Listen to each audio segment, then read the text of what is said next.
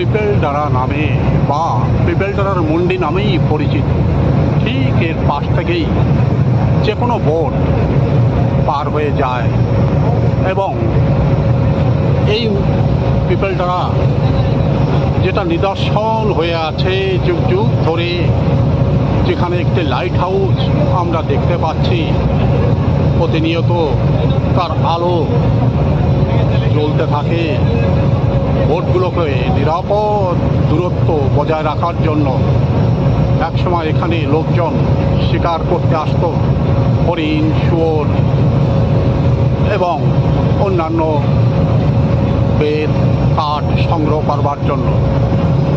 এখন অবশ্য সে সমস্ত লোক আর এদিকে আসেন না, তারা বিভিন্ন অন্যান্য কাজে মধ্যে দিয়েই তাদের দিন অতিবাহিত হয়ে যায়। কিন্তু এখানে প্রচুর মানুষ মাছ ধরবার জন্য প্রতিনিয়তই চলে আসে। কিনারায় মাছের প্রচুর সম্ভার দেখতে পাওয়া যায় এবং তারা এই মাছগুলিকে সংগ্রহ করে। দূরে হাবলক দ্বীপ ধীরে ধীরে দৃশ্যপট থেকে আলাদা হয়ে যাচ্ছে। একসময় ওই দৃশ্য একেবারেই বিলীন হয়ে যাবে। তারপর হাবলকের অপর একটা অংশ আমরা দেখতে পাব, যেটা বিখ্যাত এলিফ্যান্ট বিচ নামে পরিচিত। একটু সামনে গেলেই আমরা সেই এলিফ্যান্ট বিচ দেখতে পাব। এই ঘন জঙ্গল, যেটা যুগ যুগ ধরে সমুদ্রের মাঝে মাথা উঁচু করে দাঁড়িয়ে আছে, এই বন চিরসবুজ। সেই গ্রীষ্মকাল বর্ষাকাল সবসময় চিরসবুজ হয়ে এখানে দাঁড়িয়ে থাকে এবং প্রাকৃতিক অতুলনীয় সৌন্দর্য নিয়ে তারা বিজয় গৌরবে এখানে দাঁড়িয়ে আছে।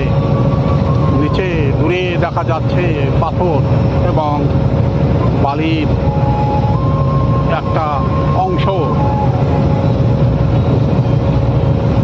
এবং উত্তাল সমুদ্রের ঢেউগুলি একের পর এক পিছন দিকে সরে যাচ্ছে এবং নির্দিষ্ট একটা ছন্দে বোটটাও পোর্টব্লেয়ারের দিকে এগিয়ে যাচ্ছে। মাথার উপরে ভেজা তুলোর মতো মেঘগুলি ভেসে ভেসে ছুটে যাচ্ছে। এই মেঘগুলিকে দেখলে মনে পড়ে কালিদাসের সেই মেঘদূত কাব্যের ছন্দের কথা এবং এই মেঘ যেন তাদের নির্দিষ্ট সীমার গণ্ডি ছাড়িয়ে দূর থেকে দূরান্তে কোথায় যেন পৌঁছে যাচ্ছে।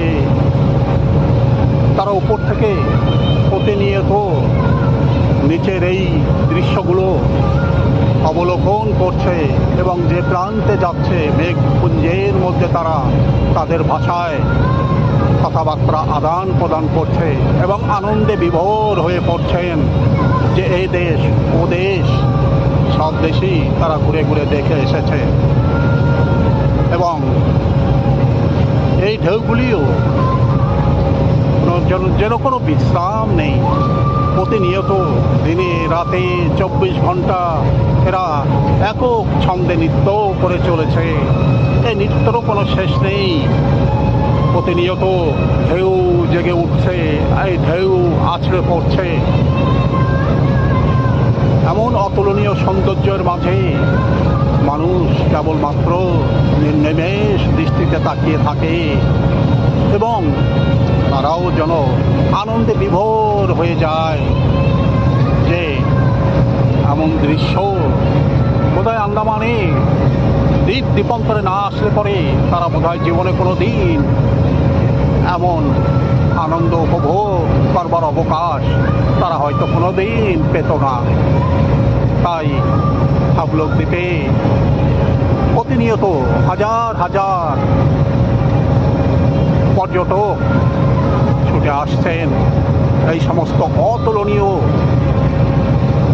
যে প্রাকৃতিক সৌন্দর্যের ভাণ্ডার, সেটাকে তারা অবলোকন করতে, তাদের ক্যামেরায় ধরে রাখতে, এবং তারাও এই সমস্ত দৃশ্য দেখে আনন্দে বিভোর হয়ে পড়েন এবং যাত্রাপথেও তারা যেন মনক্ষুণ্ণ হয়ে একসময় তাদের গন্তব্যে ফিরে যায় এবং ভাবতে থাকে এমন অতুলনীয় দৃশ্যের মাঝ থেকে যেতে হয়তো তাদের মন চায় না, তবুও একসময় তারা তাদের নির্দিষ্ট গন্তব্যে ফিরে যায় মনের ক্ষুণ্ণ বাসনা নিয়ে।